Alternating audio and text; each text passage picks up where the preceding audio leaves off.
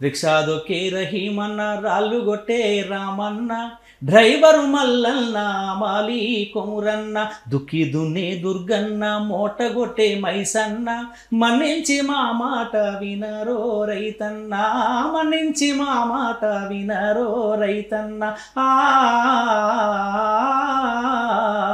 ఓ నీకున్న